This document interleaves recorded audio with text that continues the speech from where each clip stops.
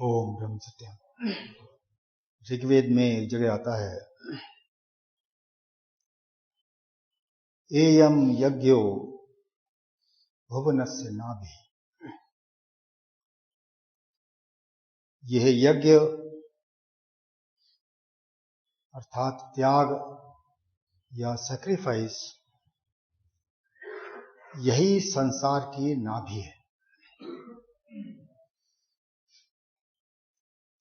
नाभि हम जानते हैं कि हमारे शरीर में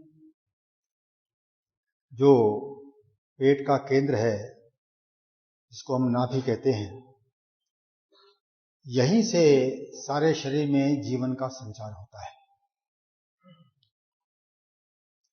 यहीं से सारी नाड़ियां पूरे शरीर में प्रवाहित होती हैं, जिनके अंदर जीवन शक्ति संचार करती है।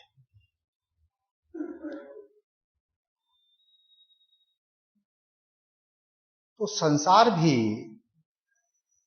इस यज्ञ के बल पर ही खड़ा है, इस त्याग के बल पर ही खड़ा है।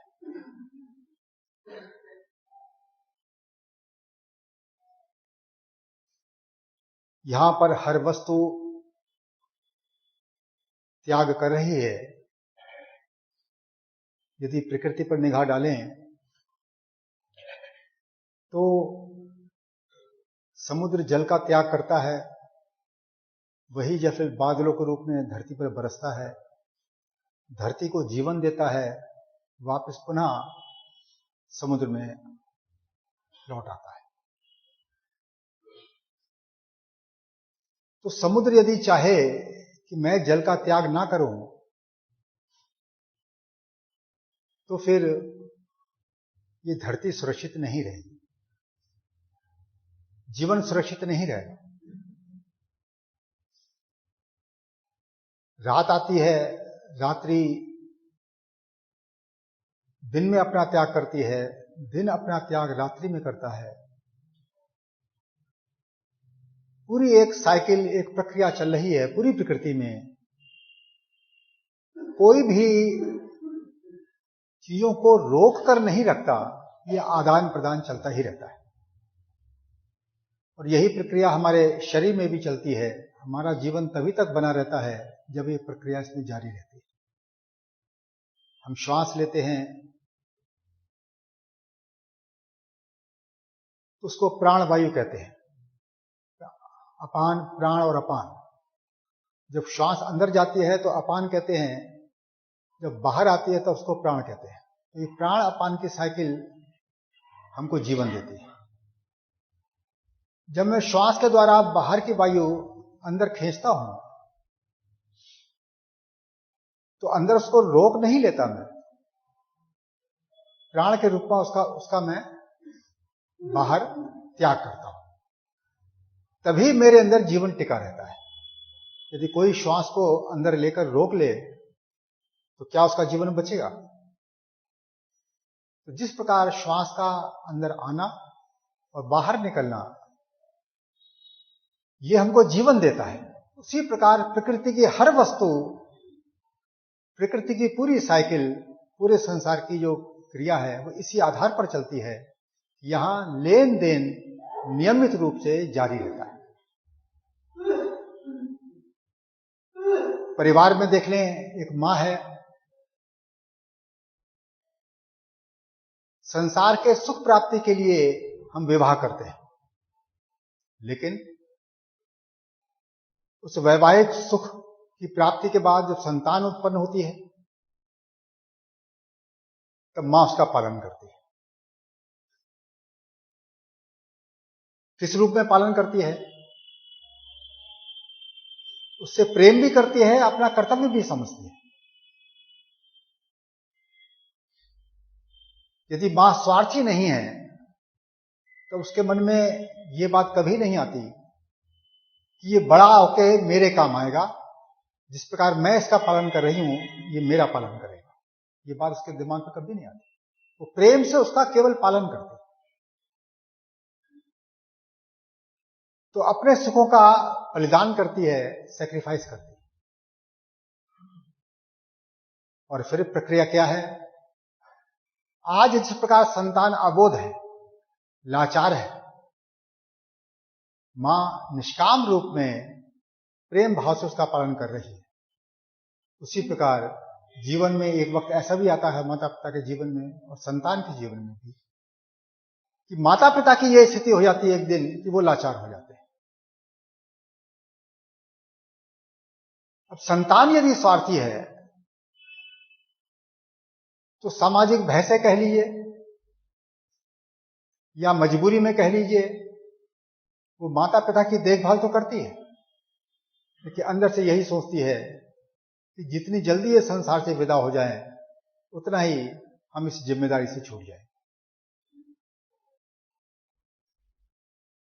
तो ये जो भावना है, ये भावना मनुष्य को स्वार्थी बनाती है, देह का अहंकारी बनाती है, और ऐसा व्यक्ति ईश्वर के मार्ग पर चलने में कभी भी सफल नहीं हो सकता।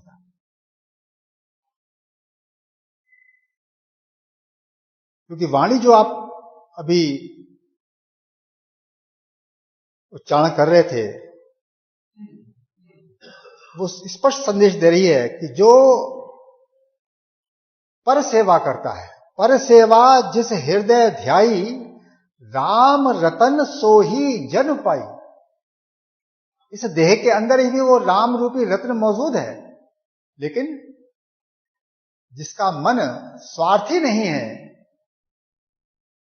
जिसके मन में सेवा भाव बना रहता है, उसी के अंदर वो राम रत्न प्रकट होता है।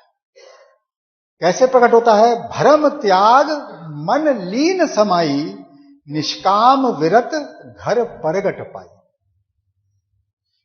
मन के अंदर जो भ्रम है संसार का, ये संसार सुखदाई है, यहां मुझको सुख मिलेगा, इस प्रकार की इच्छाएं, इस प्रकार की कल्पनाएं मन में निरंतर उठते रहते हैं।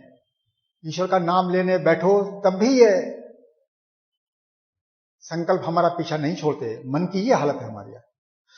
तो कहते हैं भरम त्याग मन लीन समाई। ये जो मेरा मन था, इसके अंदर जो संसार में सुख है, इस बात का जो भ्रम बना हुआ है, ये लीन हो जाता है। तो उस मन की हालत को क्या कहते हैं? निष्काम विरत घर परगट पाई। अर्थात इस देह के अंदर ही मन की निष्काम हालत हो जाती है, अर्थात उसकी वृत्ति इस प्रकार की रहती है कि मन की चंचलता नष्ट हो जाती है। ऐसा जो मन है उसको निर्मल मन कहते हैं। इसीलिए मनुष्य के अंदर जब निष्काम वृत्ति होती है तब घर परगट पाए। इसी घर के अंदर, इसी देह के अंदर वो सारे जगत का पालन करने वाला, मेरी देह का पालन करने वाला जो ईश्वर है वो प्रकट हो जाता है। तो मनुष्य जन्म मिला है वृत्ति को निष्काम करने के लिए, और हम सब मिलकर क्या प्रोग्राम बना रहे हैं? कामनाएं बना रहे हैं, उन्नति कर रहे हैं, समाज को दिखा रहे हैं देखो मैं कितना बड़ा इंसान हो गया। उसको समझ ही नहीं आ रही है कि मेरे जीवन के लिए तो ये पाप है। मेरे मन की सांसारिक वृत्ति गहरी हो रही है, संसार मेरे मन में गहरा बस रहा है। तो संसार में आया था मैं त्याग वृत्ति पैदा करने के लिए, निष्काम वृत्ति पैदा करने के लिए। इसलिए मैंने संसार में, चाहे पारिवारिक जीवन है, चाहे सामाजिक जीवन है, चाहे व्यक्तिगत जीवन है, मैंने सेवा भाव से जीना था।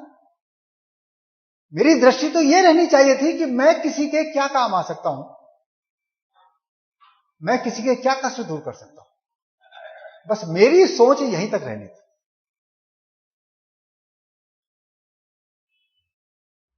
त्याग वृत्ति से मैंने जीना था।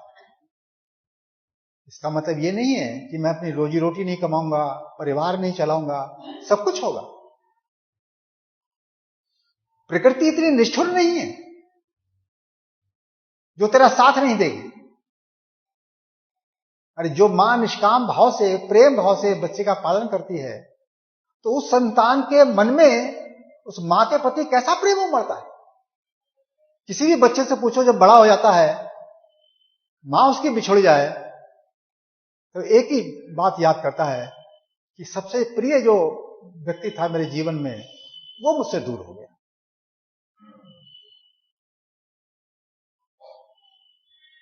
तो संतान को मां की सबसे ज्यादा याद क्यों आती है? इसीलिए आती है कि मां ने निस्वार्थ भाव मन में रखकर उस बच्चे का लालन पालन किया था। तो अंतर्यामी प्रभु मेरे इस शरीर की रक्षा कर रहे हैं, मेरे इस शरीर को चला रहे हैं, और केवल शरीर को ही नहीं चला रहे हैं, ये शरीर भी उसी मटेरियल से बना है जिस मटेरियल से संसार बना है। मुझे इस पूरी प्रकृति का सहयोग चाहिए जीवन जीने के लिए। बिना सूर्य के क्या मैं जी सकता हूं? बिना पानी के क्या मैं जी सकता हूं? बिना वायु के क्या मैं जी सकता हूं? मैं नहीं जी सकता। इस पूरी प्रकृति की हर चीज मुझको चाहिए, लेकिन फिर भी मैं कितना स्वार्थी हूं। इस प्रकृति को ही अपने भोगों के चक्कर में आकर उजाड़ता हूं। सारे देश मिलकर यही तो कर रहे हैं, बड़ी प्रगति कर रहे हैं। वैज्ञानिकों को नजर भी आ रहा है ये पृथ्वी बचेगी नहीं। देख रहे हैं बड़े बड़े जो है बर्फ के ढेर जो पृथ्वी पर मौजूद थे वो पिघल रहे हैं। समुद्र का लेवल बढ़ रहा है। उनको पता है जो देश समुद्र लेवल से ऊंचे नहीं, ज्यादा ऊंचे नहीं है, वो डूब जाएंगे। लेकिन फिर भी सब मिलकर भी, जिसको वैज्ञानिक कहते हैं कार्बन उत्सर्जन का पर कमी लाने के लिए प्रयास नहीं कर रहे हैं, स्वार्थ के कारण। मेरा देश, उसका अंदर भोगवाद बढ़ना चाहिए, उसकी इनकम बढ़नी चाहिए, दुनिया की तरफ से वो आंख बंद कर देते हैं। ये क्या चीज है? बचेंगे क्या वो?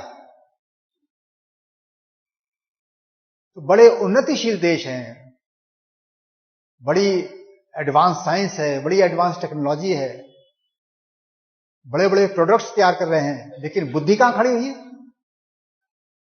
कि भविष्य में आने वाला सर्वनाश जिसकी भविष्यवाणी उनके अपने साइंटिस्ट ही कर रहे हैं, फिर भी चेतना अंदर नहीं आ रही है कि मिलकर कुछ प्रयास, गंभीर प्रयास करें, इस धरती को बचाने की कोशिश करें। ये धरती भी सेवा तभी तक करेगी जब आप इस धरती की सेवा करते रहोगे। तो ऋग्वेद का सिद्धांत कभी फेल नहीं होगा।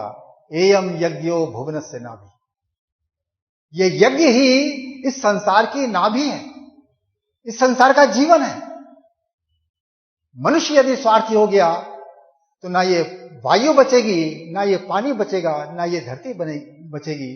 ये सब इतनी अशुद्ध हो जाएगी कि मनुष्य जो ये जीवन देती थी वही इसका जीवन छीन लेगा। पानी दूषित हो जाएगा, वायु दूषित हो जाएगी, तुम जियोगे कैसे? मैं शुद्ध आहार ग्रहण करता हूं, अन्न खाता हूं, लेकिन त्याग किस चीज का करता हूं? शुद्ध अन्न खाकर मल का त्याग करता हूं, शुद्ध पानी पीकर गंदा पानी का त्याग करता हूं। इस धरती को मेरी क्रिया से अशुद्धता मिल रही है।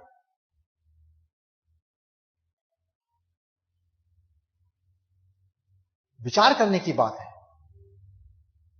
इतनी शुद्ध चीज ग्रहण करके मैं ऐसी चीज का त्याग करता हूं जिससे हार्मफुल बैक्टीरिया पैदा होता है, हार्मफुल जीवाणु पैदा होते हैं, जिनके कारण धरती नष्ट होती है। फिर भी मुझको धरती की फिक्र नहीं है। तो बातें भले ही छोटी सी क्यों ना हो, लेकिन गंभीरता से हमको अपनी क्रिया के बारे में सोचना ही होता है कि जो धरती मेरा जीवन है, अन्न से मेरा जीवन चलता है ना।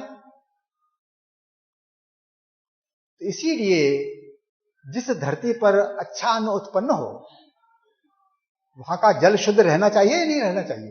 वहां की वायु शुद्ध रहनी चाहिए या नहीं रहनी चाहिए?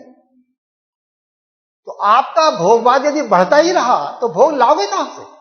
इस धरती को नष्ट करके ही भोग पैदा होंगे आप, तो धरती बचेगी? तो ना मुझे पूरी धरती नजर आती है, ना मुझे अपना देश नजर आता है। मैं इतना अंधा हो जाता हूं कि मुझको अपना परिवार भी नजर नहीं आता।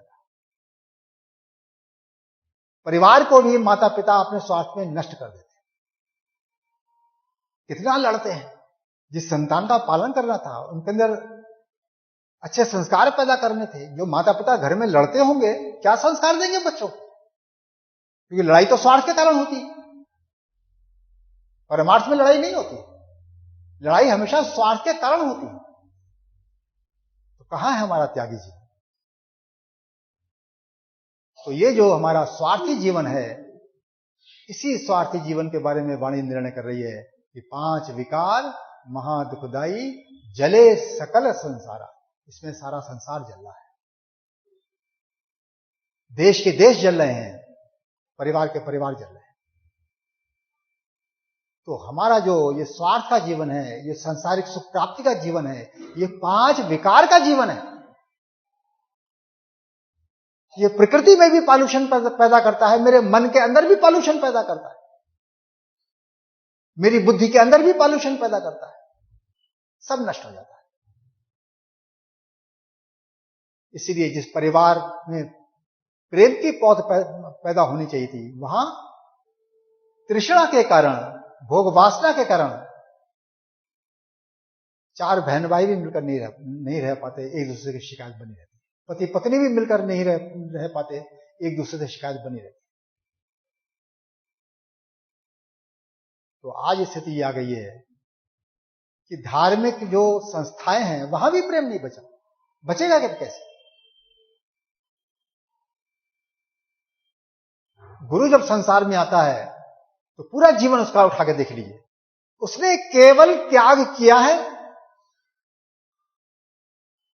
और उसके जीवन की हर घटना, उसके जीवन का हर दिन आपको त्याग का ही संदेश देता है। उसने पूरी तरह से अपने आप को सैक्रिफाइस किया है। तो प्रभु इस त्याग को हमें सिखाने के लिए शरीर रूप में प्रकट होते हैं, इस ज्ञान की रचना करते हैं, उस जीवन की रचना करते हैं, प्रैक्टिकली जीकर दिखाते हैं। लेकिन हम फिर भी स्वार्थ में आकर सब कुछ भूल जाते हैं। मैं यदि अपनी कमाई जो मैं करता हूं उसके प्रति भी ईमानदारी से सोचूं तो मैं कितनी बेईमानियां करता हूं, कितनी चालाकियां करता हूं। अपनी बेईमानी की कमाई को जस्टिफाई करने के लिए कि मैं ठीक कर रहा हूं, कमाई ऐसे ही होती है, मैं कितना चालाक बन जाता हूं।